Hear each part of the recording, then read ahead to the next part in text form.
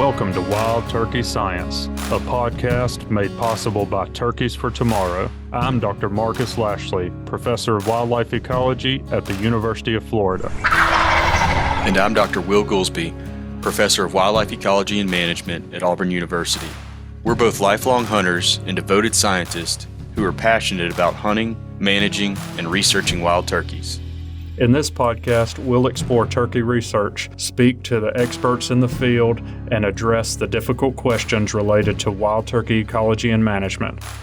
Our goal is to serve as your connection to wild turkey science.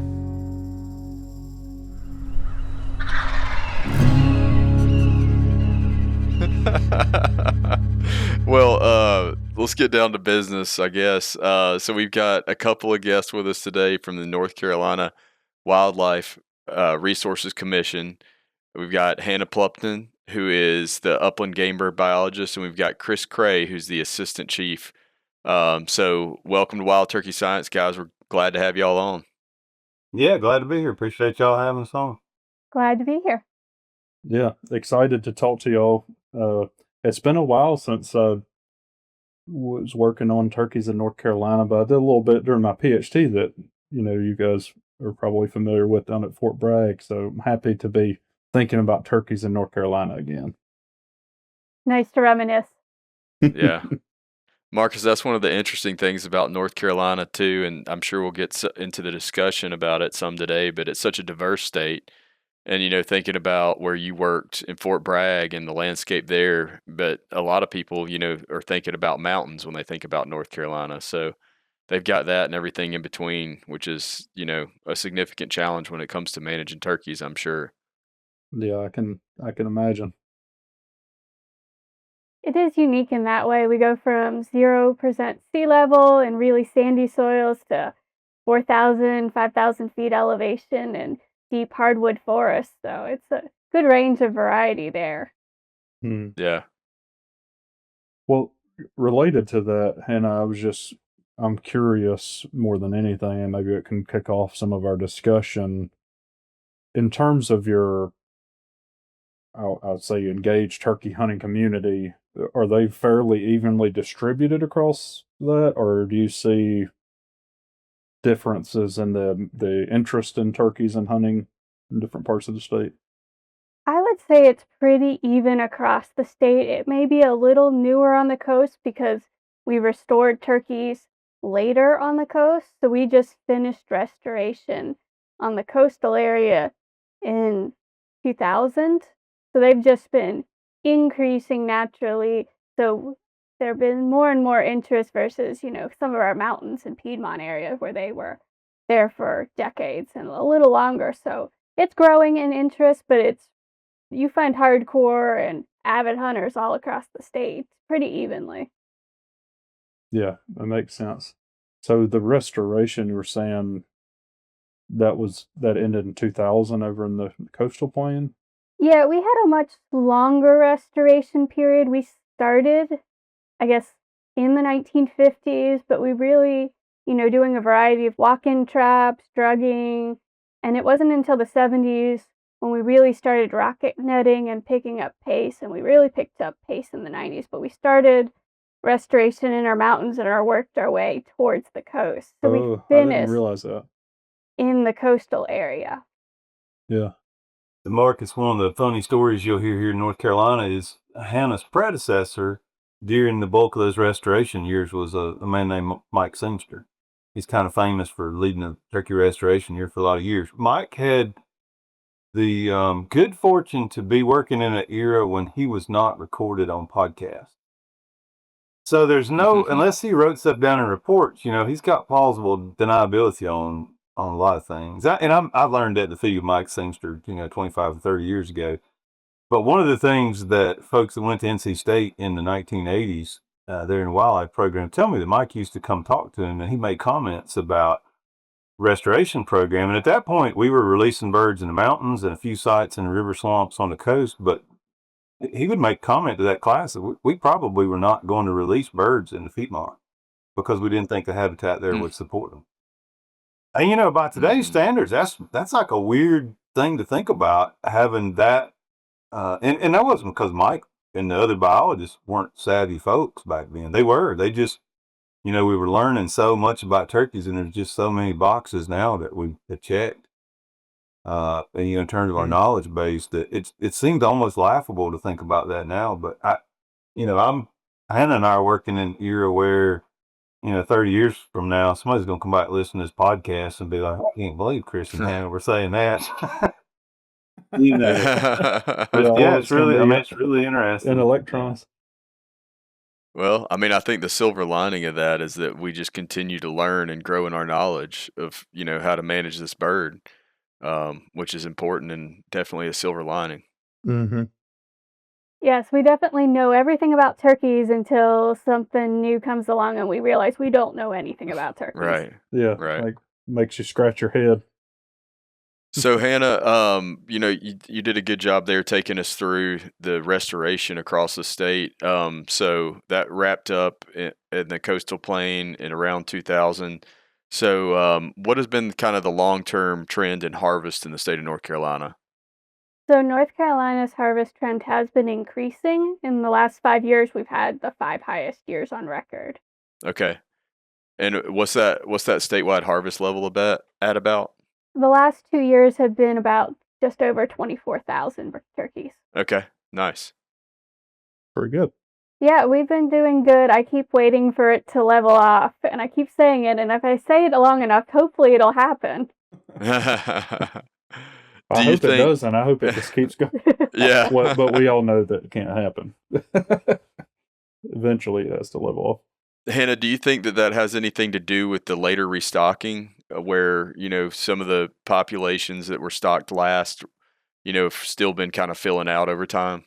Yeah, I do. We've seen it particularly in the coast. Harvest in the coast has doubled in the last 10 years as they've just grown like gangbusters. But we're seeing, looking at the harvest rate per land available to hunt, that it's matching up the last few years with our Piedmont and mountain regions. So Okay. with that, it gives me the impression that, they've pretty much filled in all the places they can fill in. Yeah. So that's why I keep expecting it to level off there.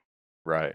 So Hannah, regarding that, are you seeing that pattern in the harvest where you're like maybe counties or that didn't have turkeys 15 or 20 years ago, now you're starting to see that harvest pop up? Like, can you see the spatial distribution, I guess, where places are actually filling in? I can see it sort of on a county level basis. I don't look any smaller than a county. Yeah. But we can still see it. Some of it, some of our counties, we just don't have a lot of people out there. And so there's not always a lot of harvest, but some of our counties, we have one county in our east that they harvest the last couple of years over 800 birds out of that county. Oh, wow. Yeah. It's a good county, and everyone looks at it. I'm like, well, it's a lot of farming and a lot of pig and poultry farms out there, so pretty rural, and they're doing gangbuster things. But if we look at the harvest rate about the land, we can see there's a couple places across the state, a couple counties that are comparable to that. It's a really massive county, so they haul a whole lot of birds out of it. Hannah, I'd also be curious to know, and maybe this is a good time to start talking about some of what's been going on with productivity in y'all's population. But are y'all seeing trends that follow any of that restocking timeline related to poult per hen ratios, or is that pretty consistent? Those ratios pretty consistent across the state? It's fairly consistent across the state. We've seen, Okay. the last couple of years, maybe it was like 0.1 or 0.2 higher on the coast, but last year the coast was our lowest region. So Okay. it's fairly even across the state in that regard. Okay. What is the average poult per hen ratio, and how's that changing over time, or if it is?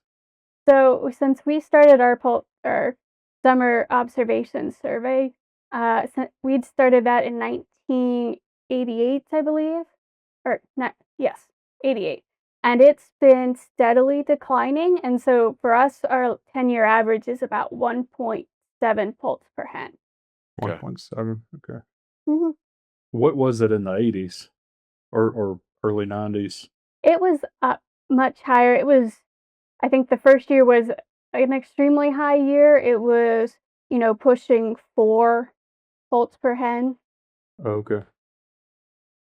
So you would say, would it be accurate to say that it's less than half now, or about half of what it was in that earlier period? Yeah, it's definitely half of it or even more than half of it. But at that same time period, we went from where we estimated 28,000 turkeys across North Carolina to over 270,000. So it's increased nearly tenfold over that same The time period. population as a whole is tenfold higher. Yeah. Okay. Yeah, even though uh, reproduction has decreased that much. Yeah. And we've sat there and it took me a while to kind of wrap my head around this, but there's only so much quality habitat for nesting and stuff. Right. So all the turkeys are nesting in that, so that gives them a better chance for reproduction and greater nest survival and poult survival. And then as your population increases, you have all these hens nesting in subpar quality habitats. Therefore, their nests are more likely to be predated, their poults are more likely to be predated, increasing that higher number of hens without having poults, thus lowering that poult per brood habitat Yeah, or ratio. that's one thing that's really interesting. And, having these conversations with folks from all different states, it does seem like there's this consistent number that keeps popping up of about 20 years after restocking is when you start to see populations level out or start to decline. And it makes you wonder, like, is it some kind of density dependent factor like you're describing that plays a role in that, like hens using up all the quality nesting cover. Mm-hmm. It is. And North Carolina is kind of like an extremely busy place. Everyone's moving here. Urbanization, construction is going up. New housing developments left and right are going up. So the amount of habitat keeps going down less and less. So it's Yeah, I actually was going to ask you guys about that. Like, what are the trends in land use and maybe available turkey habitat over that time frame? Like, how much has that changed, and is that accelerating? It sounds like, based on what you just said, it may be. So, I mean, it's like a lot of places in the southeast, Marcus. The straight up development into urban, suburban kind of stuff is rapid here. So there's a lot of places that are just outright loss of usable habitat. I can't numerically describe that very well, but even without that, I think the quality of the habitats that are available to turkeys is probably going down as well. More mowed fields, side-on mowers, that destroy a lot of habitat every year. General ag use and those kind of things, farms are cleaner. That's a negative thing. But I would say that on properties where folks have the ability and the energy and some money and time and equipment to manage for wildlife, I think the habitats are getting better on those properties. And because you can, you can still take a farm and affect a turkey population response from habitat management. And I think we found about that earlier, sort of our perception of habitat back in the 80s, when we didn't know what we know now. So, nowadays turkey managers, especially on our public lands or a lot of private land example, they do a great job of habitat management. But the state as a whole, yeah, I think even though that turkey population is growing, that's also, they've got a shrinking land base on which they're living. That makes sense. So I'm sure, that's one challenge among many that turkeys in North Carolina are facing right now. So I was wondering, maybe this is a good segue to talk about some of the research that y'all have got ongoing or recently completed to try to address some of those problems. Yeah, so we just kind of finished our big, massive statewide research project. We call it ecology, where we just wanted to know everything about the wild turkey. So, we had 3 different study sites statewide. We did it for about 3 field seasons. We captured over 700 birds and tracked them over those 3 years and had, over 400 nesting attempts we monitored and followed over 100 broods. So it really gave us a good insight of turkeys at the statewide level, and it was all on private land too. Mm. So, as North Carolina is primarily private, we really wanted to know what turkeys are doing on our private lands. So we worked with over 250 different landowners. Yeah, I think that is remarkable and commendable, and also common. I mean, we're all everybody that's working in this realm that hears this probably in the Southeast. The common complaint is that the data is coming from public land and all the land is private. Mhm. All the turkeys live on private, so I think that's pretty exceptional. I'm glad that you brought that to the forefront, because I think it is commendable for you guys. Like that was a really comprehensive effort, and to work with that many landowners is pretty incredible. Yeah, when we kind of Yeah. envisioned this project, it took several years to get it off the ground, and of course we were not operating in a vacuum, watching what's going on in other states, watching other research projects, and trying to think about what we needed here in North Carolina. And we knew we needed to have study sites and work going across the entire state, from the mountains to the coast. We talked about that, I think maybe when we first started recording, or maybe before. We go from opening day turkey season down in the eastern part of the state, and it'll be warm and greened up, and you go to 5,000 feet in the mountains on the last day of turkey season, and there might not even be anything blooming yet up there. I mean, it's a very different environment. So we wanted to cover that, and we wanted our results to speak to the breadth of North Carolina, to the about 95% of the state is privately owned, and we wanted it to speak to that type of approach. We actually spent a lot of time on the front end selecting counties where we wanted to work, based on harvest rates, based on urban development, based on hunter density. Even within the regions that we worked, we didn't want to get the very best county in that region or the very worst county. We wanted something that was a really good representation of that region. So that's kind of how we landed on those. And I'll say this here, as far as folks that might be listening, I'm glad to take credit for all the results and all the hard work, and I'm sure Hannah will be right there to take credit with me. But I mean, this was a huge project. We had just dozens and dozens of staff, not just from our wildlife management division, but from our public land managers. Our game land managers were out there doing the work, as well as a lot of our law enforcement division, and all kinds of folks that had working, and then just the army of folks from NC State that carried out and led that charge on a bunch of stuff. So it really was a big undertaking. And even though we're a couple years past completing the field work, we're still digging into the analysis of it. I mean, we got the primary stuff done. We've got good, solid numbers on that. Don't take my comment to mean that we haven't gleaned the results yet, but there's just so much in those data sets that we can continue to go back to and look at it. It's just astounding. Absolutely. Yeah. I'll say one other thing, then I'll hush for a minute. But ours was not research in the sense of an experimental kind of project where we were changing our regulations and trying to see the effect of it, or manipulating habitat and trying to see the effect that might have. We really were just wanting to look at turkey ecology across the state. And I guess you could say a bit of an experimental component to that was to make sure we had multiple years represented to see what type of year change there might be. And in particular, look for differences from east to west across the state. Historically, back in the 70s, North Carolina had split seasons, and the eastern part of the state had a bit different timing of their hunting season. And so we were really keen to know if things were different. And just flash forward, turkeys don't really care about the east to west, the elevation, all that. It's pretty much consistent from east to west across the state. Really, that was one of the sort of surprising things that we saw, is there seemed to be no variation from east to west. Yeah, that is interesting. Mm-hmm. I was going to ask something else, and I forgot that, but I got another question from what you just said, so we'll just sub that one in. And I might be asking y'all to dig too deep here, because I don't know how much you know or remember about the data on this, but where were turkeys coming from during the restocking? Were you restocking from within the state, and were those source populations really similar across that time period? I'm just curious, like is some of the fact that they're consistent genetic in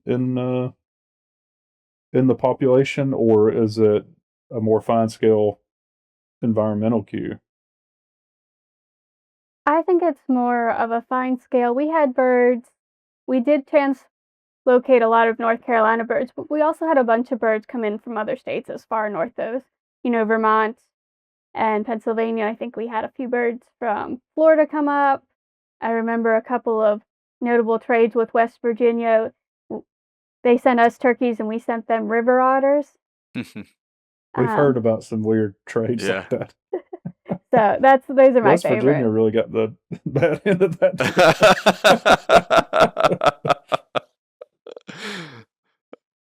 I guess it depends on what your objectives are, Marcus. Yes, or what your opinion is. I will not say either way, but we've had birds. I've already showed my cards. Marcus doesn't need any mittens. No So we reason had for birds river brought otter. in from all over.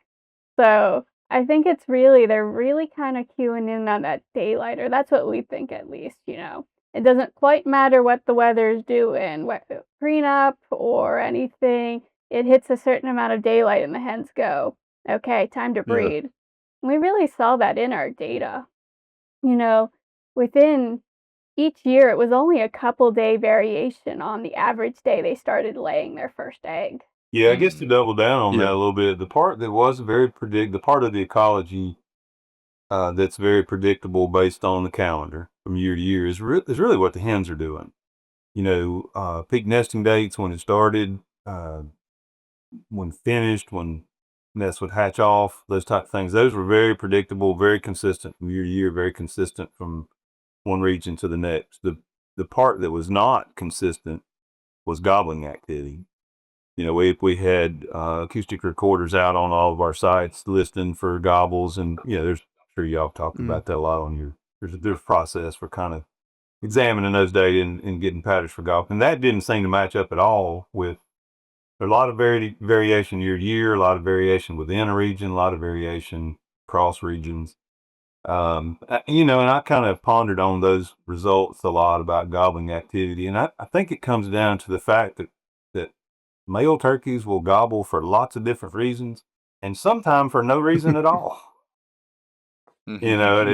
If we want to have real predictive models, and I'm sure weather comes into play, I'm sure where they roosted and what they did the evening before comes into play, but it doesn't really seem to tighten up and really match with the nesting chronology in a real strong relationship, at least from what we saw.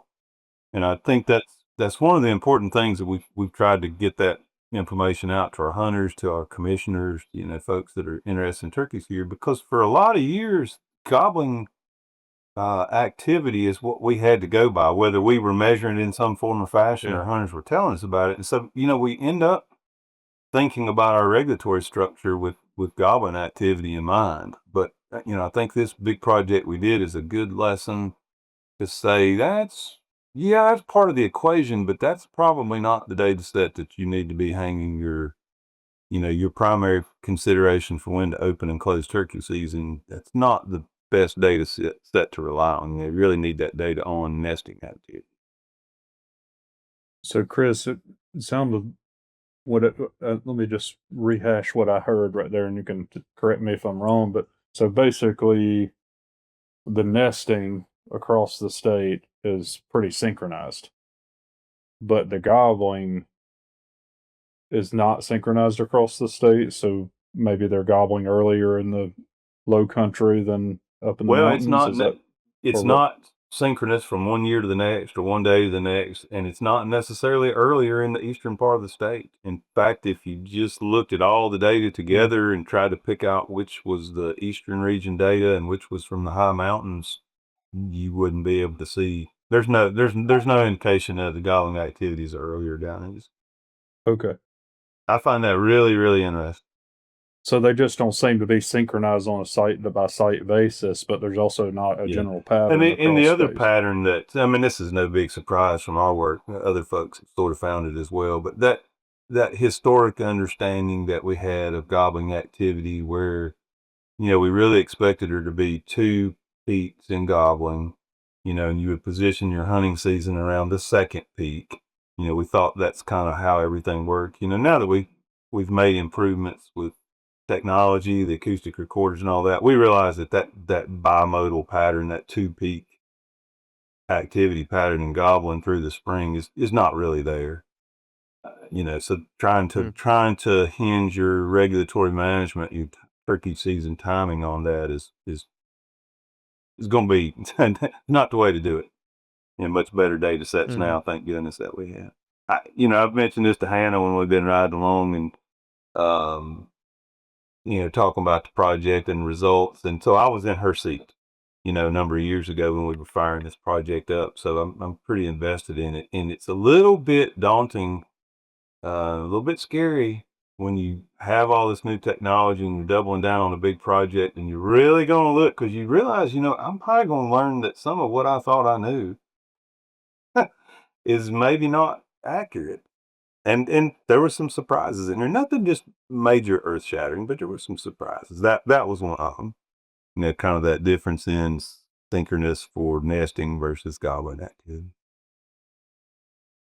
One of the other ones, if I can just kind of jump on in there, one of the other ones that was surprising to me was the consistency in our hunter harvest rates across the state.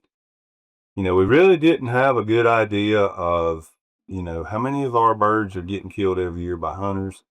Obviously our harvest and populations are going up, all indications that they're going up. So it didn't feel like we were over harvesting, but we really didn't know exactly where we might be with that.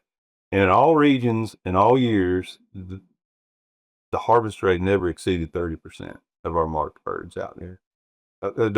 Speaking about adult gobblers. And I thought that was really very interesting. I'm not surprised that the overall average was less than 30%, but I'm surprised there wasn't maybe one region in one year that they just really worked on them hard that year. But it was pretty consistent in every region and every year that harvest rate was always below 30%. So that was, I would say, sort of a comforting result to get, and sort of surprising in the lack of variability in that. Yeah, Chris, that's that I think is remarkable, but it's even more remarkable to take a step back and look at it across all the studies. I mean, the work across the several states in the Southeast that was recently published, we talked about recently, the Tennessee, Kentucky data sets. I'm not sure if they published that yet, but we've seen it presented. Some of the historical measurements. It's amazing how often that 30% shows up. And as Hannah and I and some others have started to share this information with turkey hunters here, you get some surprise looks. You get some doubting looks. And so I kind of had to back up a little bit when I'll be talking to those folks and think about it from their perspective. So what that 30% number doesn't mean is that, let's say you got a couple 100-acre farm in the eastern part of the state and you've got a bunch of guys that hunt it. You might have 4 gobblers out there on open day. You very well might not have but 1 gobbler left at the end of the season, So when you really drill down to like a farm-sized unit, property-sized unit, yes, that number does get variable when you get down there at that kind of scale. But we didn't have to scale our data up from that at all much, even within a region, before it started to really smooth out to that 30%. That was interesting. But from the hunter's perspective, harvest rates on the piece of ground that they hunt can appear to be much higher than that. So that number can be a little hard to believe sometimes. Well, they're failing to incorporate the fact that Will hunts the property next door and all his 4 gobblers are still alive. I'm a true conservationist in that regard. Oh, is that what it is? Yeah. But it does make me wonder, that 30% with how consistent it is across all these studies. I mean, I wonder what it is that is limiting it, It just seems like you'd have a little bit, like plus or minus 10% variation in that number, but it's just like right there at it. And I would like to know what mechanism it is that starts to push back once you hit that number that prevents additional harvest beyond it. Because you know that there's hunters in certain areas at least out there trying to push it. I mean, they don't know what the harvest level is, right? But they're trying to kill more birds, and it seems like on a large scale, like you said, it's really difficult to do that for I think some I reason. could tell you why that is, but I would be way over into that speculation realm. You know, Yeah, I think Yeah, we I all think would. we all Yeah, have some pretty solid ideas for why that, how birds respond or why that might kind of max out in some places, but it's really hard to know. yeah, Our friends at Grounded Brand wanted to support us, and I know a lot of you out there want to support the podcast. yeah. So if you're in that boat, go check out on their website. They have an option for you to donate directly to the podcast to help us out, help us keep bringing you content. And we really appreciate all the support, and we are really appreciative that, Grounded Brand stepped up to help us out as well. Yeah, if you add something to your cart and you go to checkout, it's right over there on the right side of your screen. You're going to see options to do a $1, $5, $10 donation to Wild Turkey Science. They also have a other button if you want to do a specific amount, and they also have links for Turkeys for Tomorrow and NWTF there as well. Yeah, good stuff. Shout out to Grounded Brand. We appreciate the support. Yeah, appreciate it, guys.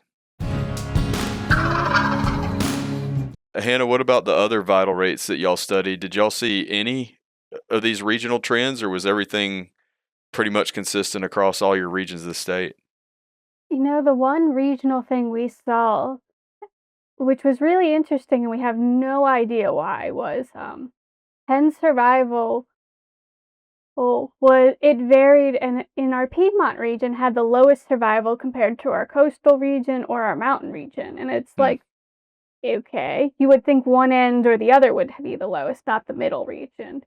Right. And it's like, okay, nothing seems like it would cause that to be lower. So we're not quite sure why it's lower other than it is lower. Mm-hmm. That is interesting. I don't know what to make of it. I'm got my cranks cranking. Yeah. There's a lot of different theories, and one of the theories is we did disease sampling on any turkey we captured that we could. So we did like a whole suite. We had like 9 or 10 different little tests we ran for those species on. And since we know what happened to all those species, we're hoping to see maybe that there's some indirect effects. These diseases aren't outright killing these turkeys, but are they slowing them down to make them more vulnerable to being predated so they have lower survival rate? Is it impacting their nesting rates and reproduction? We don't really know, and be curious to see if that does, or is it having a combination of these diseases result in something? Yeah, I'll be super interested in that because I've been very, I guess, interested in the sublethal effects of some of these diseases. So pairing that stuff with vital rate information, like, clutch size, nest success rate, when they initiate their nest, their brood survival, all that kind of stuff. Like, does that have an affiliation with LPDV status or something along those lines? It's just, there's a lot of stuff like that we don't know. Yeah, but that also, your guys' study and several of the other studies that are going on like it, including the one in Florida, where we're going to have lots of data on that here soon. That's really cool. I was curious, Hannah, I don't know how far y'all are along in the disease part of the work, but do you know if there were general trends in like prevalence or anything across the state? We had a couple of things of prevalence. It was a few different things, and I don't have that pulled up right now. So if you all want to stall while I pull it up, I can certainly tell it. We can stall. Well, we can always cut it out too. Yeah, I'm just curious, like, I'm not necessarily in what the prevalence is, but is there patterns in it? Like, did you see a higher prevalence of something in the Piedmont than other places, or? Yeah, it depended on the research or the disease, there was some that, was particularly common in like sand lice, so we saw it way heavier in our coastal region. One of the big ones that you mentioned a second ago, Marcus, is LPDV, lymphoproliferative disease virus, and that's been documented in wild turkeys all the way from, Florida to Canada, with a general tendency for prevalence of that to be higher in more northern regions and lower in the southeast. And some of the earlier work we did in North Carolina, we did in 2013, 2015, we collected samples from about 800 turkeys and specifically just looked at LPDV. And we actually saw a pretty interesting trend from our coastal stuff there where LPDV was much more common in our mountains than it was in coastal plain, which I found to be really, really fascinating. It kind of mimicked, I'm like, was there some kind of habitat climatic aspect to it? I mean, our mountains are more like the northeastern U.S. and obviously eastern North Carolina is more like the southeast.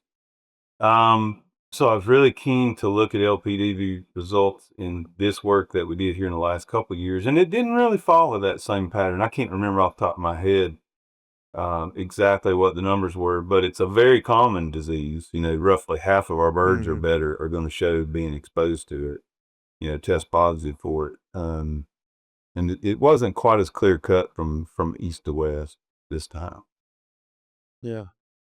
Yeah, we had about 50% of our birds statewide have it, but it varied year to year. One year we'd have like 90% of our birds would test positive, and another year we'd have like, 20% or 0%. I think overall our coastal region had the lowest rate at 28%. But, our Piedmont had the highest at 62, and our mountain region at 51% were all positive rates. So it varied greatly in between those. Yeah, that's interesting. Yeah, we kind of zoned in on. I have not heard any of the gobbling stuff from y'all's study or the disease stuff. I knew that y'all were collecting it, but I had not heard anything. So immediately kind of got perked up about that. Sorry. Hannah, we've talked a lot about LPDV, but what about other diseases? I assume y'all probably included a whole panel. We did. So we looked at LPVD, REV, Boreal. You're going to make me say all these hard words that I don't normally say. Is there an acronym that you can use? Our listeners will forgive you, I promise. No, they're not, and I don't like these words because they're all Latin-y words and long. Borealia, Hempoproteus. Yeah, I mean the ones that our listeners are going to know that's the about. I mean, mosquito one. if it's one that the listeners would recognize, we tested for it. There's blackhead disease, LPDV, West Nile virus, West Nile. All those common ones. Coronavirus, believe it or not, was one of the ones we were looking for as well. I think the thing I think listeners would probably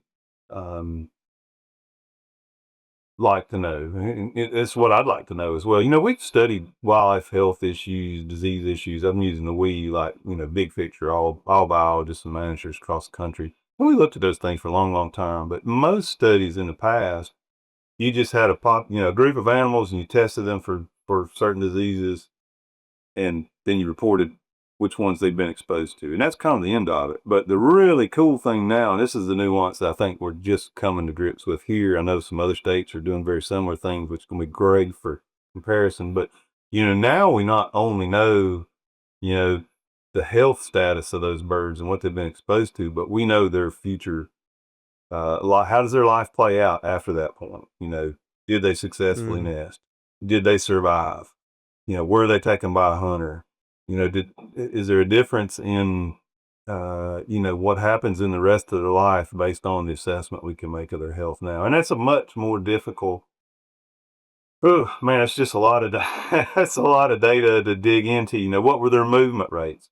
How far was their movement? Was that hen's movements between locations, and what kind of habitats did they use? So there's, the conspiracy theorist in me, or the looking for the silver bullet or something. I think there's probably going to be something in all that big data set that pops out that's very insightful about, when turkeys are not at their best. If they're compromised in some way, I think you used the term sublethal effects. That's exactly right. I'm going to be surprised if we don't find something that kind of jumps out at us down in there that's a meaningful aspect to those health data that we have. Yeah, I'm excited. And we're working with Squidus now to start really digging into that. Now that we've kind of got over the hurdle on a lot of the other stuff, this is the time to be doing it. Yeah. Yeah, I mean, we've talked about a lot of data gaps that we currently have about wild turkey ecology, and I think disease is one of those that's most glaring. And it's hard. I mean, it has to is. be a big, difficult project to get at that stuff. We did the easy stuff 50 years ago, Yeah. or some That's of right. it anyway. Yeah. Yeah, that's a good point. We probably would be remiss not to kind of jump into a little bit of a recent regulatory change that our commissioners approved back in one of their October of 2024 meeting. And it's really kind of monumental because through several decades, or most of the last 50 years, the turkey hunting regulations in North Carolina have stayed the same. That's pretty unusual in southeastern states. And the timing of the opening date, timing of the closing date, the bag limits, and those type of things have largely remained unchanged for the last 50 years. There had been some changes in the last 10 or 15 years for youth hunting opportunities, basically on the front end of the season to add some opportunities for youth. So there's that as a background. Most states have had more frequent changes than that. So that's kind of an interesting place for North Carolina to be coming from. And for for all those times, the season always opened on the second Saturday in April. That's when the regular turkey hunting season opened. Which that means it can fluctuate between the 8th and the 15th, I think. And philosophically, the approach that North Carolina's always had is, that was the time to be opening it so that you have adequate breeding happening before you start killing toms. Basically, same kind of thought process that most folks use. Well, our research project here, one thing we really wanted to get at was evaluating, okay, is that the right Saturday to be opening on? And so when we look at all that nesting chronology data, we found out that the peak of nest initiation means, by definition in our work and work other folks have done, when does that hen lay the first egg in that nest? So she's starting to build her clutch. And the average date of that in, year out, all three regions was right around April the 11th. And pretty tight. Now that, you guys know that doesn't mean they all start on April 11th. Obviously there's some out there, early March that are getting with it, and some that are, delayed on into April. But for the most part, it was right there around April 11th. So our commissioners actually were very keen to see what kind of results we got from this project, consider regulatory changes that might come about as a result of it. And when we really sat down at the end of the project, we looked at that April 11th date and we looked at how much of our harvest was occurring prior to April 11th. A lot of years it was a lot.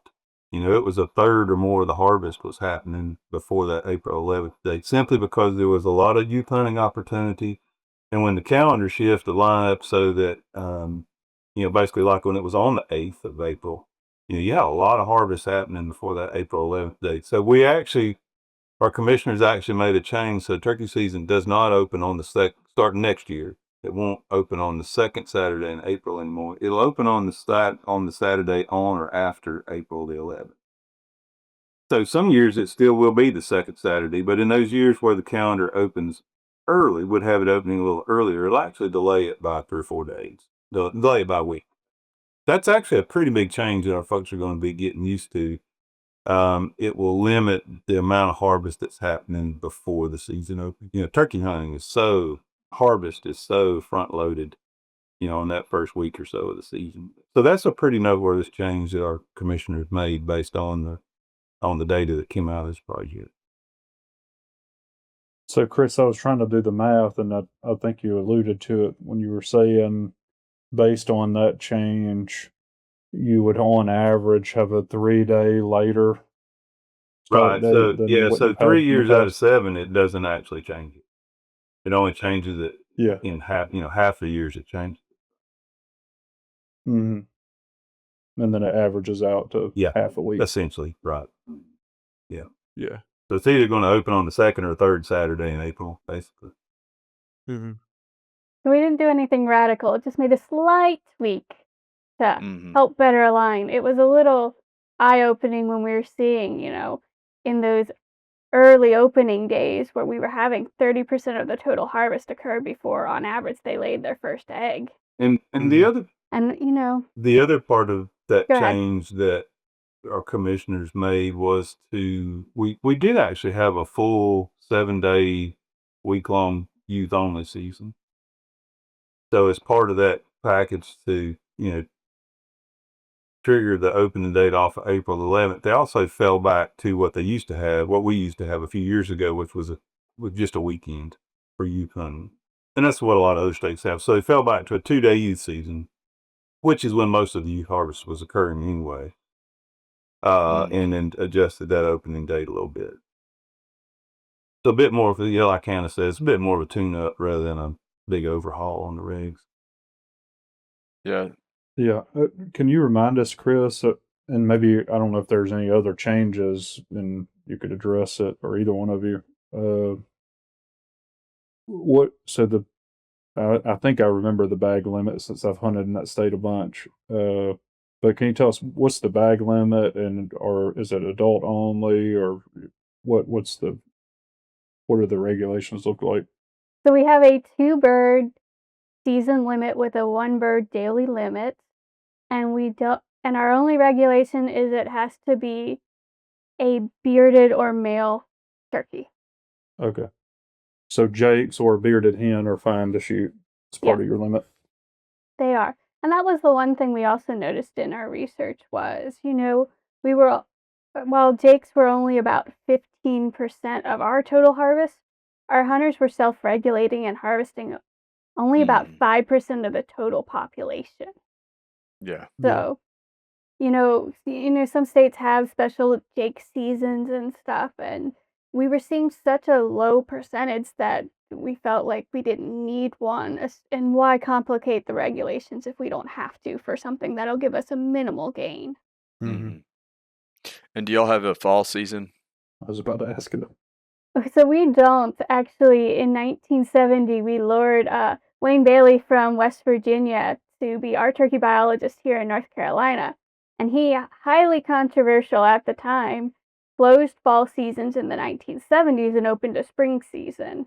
And we have not had a fall season since then. Oh, that is interesting. Yeah, really interesting. We had an experimental season in the early 2000s that I wouldn't even call it. Yeah, I think Hannah's right. I wouldn't even call it a fall season. It was a January season, 2-week season in the wintertime in select counties where numbers of turkeys were really high. And even in that scenario, at that time of year, there just wasn't much interest in turkey hunting. And, it's the complicating factor of having bait legal for deer and bears and everything else in the fall, but not for turkeys. It's statutorily prohibited in North Carolina to hunt turkeys with bait. That would be a really complex thing to do for a true fall season. And what are the regulations for that? Are people allowed to feed but not use it as bait, or There would is be no there prohibition on no somebody's feeding putting out food for whatever reason for whatever creature on the land, but once you start making that part of your turkey hunting experience, you've crossed over into you're using bait to hunt turkeys. Yeah. Yeah, whether you're sitting there where you can see the bait or you're trying to intercept them when they're on their way to the bait, that's you're over into that scenario at that point. Mm-hmm. I'm just curious because I hear regulations there are some similarities, but they're also different across states. What is the regulation? Like, is it a distance requirement, or There is a distance requirement with it now. Is it 200 or 300? I can't remember off the top of my head now. 300. It's 300 Yeah, so you got to be food tree. 300 feet or Yards. yards? Yards, sorry. Oh, You're right. Yeah, It's just yards. Feet's a little too small. Yeah. Well, it is 300 feet here. Ours 100 is yards. 300 yards. You're right. Yeah. Okay. I was just curious about that. So I think we covered all the regulation stuff, didn't we? Mm-hmm. Okay. Yeah, I mean, we talked about harvest trends, we talked about research, we talked about the regulations. I didn't know if y'all had anything else you wanted to get into that maybe we hadn't asked you about. We kind of didn't really talk more about our nesting success and reproduction Okay. that our Oh, yeah. research showed us. We kind of talked about survival rates, but our nesting was interesting in that way. So we did have a really low nest success. We had about 25% nest rate success rate. So about 1 in 4.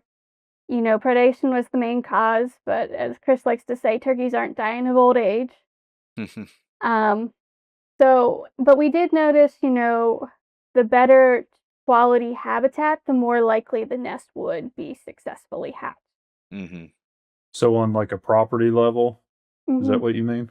Yeah, on a property level where she was nesting on like that location, you know, we did it. We did a nest site location vegetation survey, and then we did a random point. So she was Yeah. selectively choosing higher cover ratios, and that higher cover was resulting in a more successful nest. Mm-hmm. Yeah. Do you know how much more successful? Sorry, Will. I don't remember off the top of my head. Yeah, I was just going to clarify that she was probably talking about vegetation density at ground level, like we recently Yeah. covered. You know, Lateral talking cover. about using the nodes board to do. Mm-hmm. Well, that's cool. Yeah. So 25%, that's what's been average here recently across a bunch of studies. Mm-hmm. So definitely not skies falling, but it's definitely lower than we'd want. But it's also interesting that you bring up the vegetation effect. Uh, we've been working on some things related to that, and we've included several states of data in it, and also in a meta-analysis that we're working on seems to be pretty clear. You know that trend is, you know, to be expected. I guess that when they select high quality nesting cover, they get better success out of it. I guess I'm really curious, like what you know, people out there are shaking their head. Well, of course, but I'm really curious. What is the effect size? Like, are we talking about going from 25% to 80%, or are we talking about going from 25% to 30%? Right, like that's a big difference, and I'm really curious, and that's why I'm asking these pointed questions that you might not remember the specific details, but I'm interested. It's more in that relatively small effect size that you're laying out there. So it wasn't, you know, it wasn't like turkeys in marginal habitat had 10% success, and you know, the ones in what we would say was the best habitat was 75 or 80%. They were all doing Right. pretty poorly. But when you looked at Right. the factored in the habitat component, yeah, that was a nod in the right direction. And I think it probably bears saying for your listeners, it would be, you know, wondering about habitat management and predation management. You know, we have this big turkey study and somewhat in the rear view mirror. There's some pieces of it that we're still following up on, but we recently hired a new fur bearer biologist. I was able to get that as a sole position, not a shared position in the program. She and Hannah have like 100 different ideas for things that they want to dive into to begin looking at, or shouldn't say begin looking at, but to continue to look at effects of predation, you know, everything from looking at abundance estimates of nest predators across the state. You know, we've got a very complex set of trapping regulations in North Carolina. It's really complicated for a variety of reasons. So looking at the different scenarios that places in the state we could go to get an idea of what the effect of those different sets of trapping regulations, what those are like, what effect that has on turkeys. You know, pretty much every biologist I know will always want to think about habitat as a starting point for that conversation, and I'm solidly in that camp. But there's a lot of people that, are willing, have the time and energy and effort to go, beyond that and want to know how to effectively think about predation management. And step one, I Mhm. think, is always habitat management, but what can you do beyond that? So yeah, we're absolutely there to be working on that as well. Yeah, that's exciting. Well, that'll be exciting. I mean, that's something we've talked about on this show several times. Is a lot of states don't have really good fur bearer data to even answer simple questions like has the predator Yeah. context changed? Yeah. So And I don't that's know that good. we can answer those questions with the precision or accuracy that we want to. So we're trying to figure Sure. out how to do that in a meaningful way. I mean, we're in the same boat as pretty much everybody in the Southeast. The folks are not fur trapping for the value of the fur. They're doing it for some Right. other reason, whether it's just traditional use or management purposes or whatever. So, tapping into that. And Hannah has been very wise to bring up a point that I think I'd overlooked for a long time, which in North Carolina is very appropriate. That, if you're concerned about turkeys, you're concerned about nest predators, you should be concerned probably, or at least thinking about the amount of corn that you put out for deer on your property. That's a Mhm. question that we want to be able to quantify in some fashion here. And I think we can do that relatively easily, not really in a research sense, but just in a very coarse sense. But, are we artificially inflating the number of possums and raccoons and skunks on given property by simply just having corn available out there at a feeder all year long? And what effect does that Yeah. have on, you know, I would say, for folks that are really engaged and thinking about and concerned for turkeys, that ought to be part of their thought process. If maybe cutting back on the feed. You're preaching to I the choir here. We've talked yeah, about that a lot. yeah, I agree with that. I'm definitely concerned about that issue. And it is nice to hear you guys are thinking about it. I mean, that's something that has changed dramatically in the last 25 years or 30 years across the Southeast in particular. But it's nice to hear you guys are thinking about it, and there's several studies ongoing looking at various aspects of it. So we should have very good data on it from multiple places soon. Good stuff. Yeah, we're pretty excited in that, and we just recently did a survey, and the sheer amount of just corn that went on the landscape was very eye-opening to us in the agency, and it was just like, wow. Oh, do you remember any of those numbers? You opened a different can So of yeah, so corn, I guess. we actually have, we've made some. I'm using we as the sort of the agency as a whole. We've made some really good structural decisions within my working career here. We've actually got a great team of social scientists that work internally, the internal positions that work for us. I think that group's grown to, I can't remember, about a half a dozen folks now that are spending all their time doing that. And one thing when we joined the ranks of the CWD positive states a couple years ago, one thing we doubled down on from the social science side was getting a handle on people's activities as it related to putting out food on the land. And I say that specifically, putting out food on the land, meaning, you know, the term baiting and the term feeding are kind of preloaded for different purposes, but just simply Hmm. what people are putting out for whatever purpose that might be, how much of that is happening and how much money are they spending on it. And you correct me if you remember the number wrong, but I think in a year's time, our estimate was that annually there's about 150 million pounds of corn that folks are putting out on the land for wildlife in North Carolina. That's just sort of a staggering number to think about, and that would be all Can all species of wildlife together. So deer, Yeah, bear, songbirds, whatever them, but it's primarily deer and bear. 150, And that's just the corn. There's 150 big numbers million. for sweet That's, potatoes and other stuff too.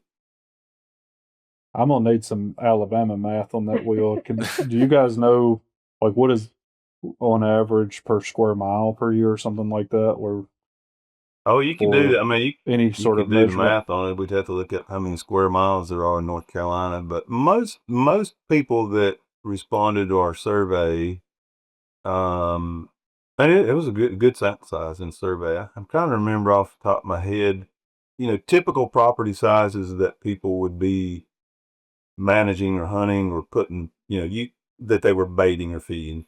Would be in Piedmont, you might be on 100 or 200 acres. In some places in the coast, that property size might be up in the thousands. And typically, folks would have 1 to 3 or 4 sites that they would put out feed on for whatever purpose. Again, it could be for getting pictures or just holding animals on the property or for getting them in the right place to shoot animals, for hunting. But it was not folks putting out 10 or 15 or 20 different baited sites, but typically 1 to 3 or maybe 4 places where they would put out feed. So, what that works out to per acre, I'd have to do math on that. I can't. Yeah, like at least 1 per 50, it sounds like. But and then I wonder how much they're putting into the feeder. I came out with 3,000 pounds per square mile per year. Yeah, that's probably about right. Wow. A ton per square mile per year? A little or a ton and a half? There's a lot of corn, man. It is, especially if you think about how most of people are putting that corn out during deer season. Oh, and so it's even so more I'm on a glad you said that, contracted Hannah, period. because that was one of the decision that, well, there's a bunch of decisions that, the commission's trying to struggle with on CWD management and deer hunting management. How does that interplay with, I know it's a turkey podcast, but, that has bearing on bear hunting. It has bearing on turkey hunting. The feeding in the fall. That's a barrier to having the fall turkey season stuff. But one of the things we were looking at was, how would that impact deer hunting? And it was, like Hannah said, really the vast majority of that corn was being used during the fall, during the open deer season. So the rule that we have right now in our CWD surveillance areas or CWD management areas, prohibits putting out food outside of the deer season. So basically September through the end of December, it's legal to use corn or whatever natural food you wanted, essentially for hunting during the fall. But then the rest of the year, it's prohibited in those areas. So that was really good data to see in that survey that was not going to be something that would change people's enjoyment of hunting because they couldn't put that food out all year round. That's what that's kind of what you're trying to figure out in those kind of decisions. Like, this is whether you like it or not, it's an integral part of hunting in North Carolina and the way people enjoy being outside and what they enjoy doing. And, that's part of the hunter base who are trying to figure out regulations that can, help the species, whether it's deer, turkeys, or whatever, but without just kind of removing people's enjoyment of what they have the tradition to do. And so you're looking for ways to move it in the right direction without causing too much angst amongst your hunters, basically. So that was a really good one to see some of those numbers. But yeah, man, it's overwhelming. I'm up to. Yeah, well, I'm glad y'all shared that because we've actively have looked for data like that, and it's hard to find. I'll send I y'all think we found some data from I'll South send Carolina. y'all. We got a good Florida. report on that. It'll take me a minute to find it, but I'll send it to you. And y'all want to post it on your website or wherever you certainly can. It's a publicly available write-up. Yeah. If you'll provide that link, we will include it in the show notes if people want to go look at it. That'd be great. Who knows? We might end up doing an episode into itself on that. I'm sure there's some interesting numbers to dig into. I mean, we had a series of 3 or 4 episodes about feeding. Yeah. And those were super popular, and we've gotten lots of questions about it. Right. So it's always a popular topic. Yep. Well, y'all kind of dropped a bombshell on us when we asked you if there was anything else. So, do you guys have any other stuff that any other bombs to drop? Yeah. I don't know I forget how we got from our research onto corn, but it certainly worked. Yeah. Well, we went from nesting success to corn in a really linear path that made sense at the time, but I can't remember how that happened. I mean, I guess the only other thing I would say, I don't know when y'all release this, but we're right here on the cusp of the greatest time of year. Got youth season opens this coming Saturday, and the regular season up to Saturday after that. So don't expect a whole lot of follow-up emails or contact with me for a while. Yeah.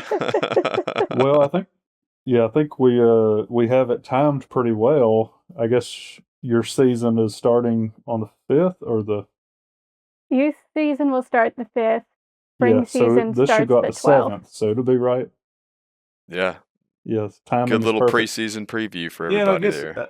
I guess the other thing to mention for folks that might not know as much or might be new here, our public lands, our game lands program, there's a couple million acres in the state that are open to turkey hunting, and most of that is just come and hunt.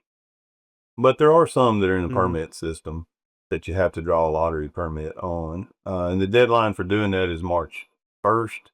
So obviously that's well past for this year, but those are really good options to explore for folks that might want a little better place to go hunt. They tend to be a little number of permits we give out wouldn't be as crowded. Turkey populations can be pretty good there, but whenever folks ask me where they should go, where's the best, there's not really a bad game land to go to in the state. Obviously, some are better than others, and it costs you a little bit leather to find the best place to go, but there's not really. That's a really cool thing about North Carolina. You're never very far from good numbers of turkeys, wherever you are in the state. Yeah, I can say I've had a lot of great public land hunting when I was up there for 5 years. Okay, well, yeah, I guess if you guys don't have anything else, that was a really enlightening, great episode. I appreciate y'all taking the time to do that, and I know we've got an audience of folks up there excited to hear from you guys. So, great information. We really appreciate you sharing it with us. Yeah, thank you, Chris and Hannah. Thanks for having us. It's always nice to find a new way to share our data with people. It's always trying new ways to figure out how to share and be open and be like, because this is people's turkeys and we manage them for the people of North Carolina. So how can we provide the answers to their questions? Yeah, I appreciate y'all letting me join too. I mean, y'all could have got all the information from Hannah, but you were just kind of hard up for, I guess, comedic relief or something. Whenever you get screwed in the barrel again, just give me another call. I enjoyed doing it. Will's been kind of slacking. That was his role, and he's been off since the turkey started gobbling. So what can I say? One track mind. Yeah. Well, thanks everybody out there for listening. We appreciate all the support. Leave us a comment. Help us share the content. Leave us a rating if you haven't had a chance.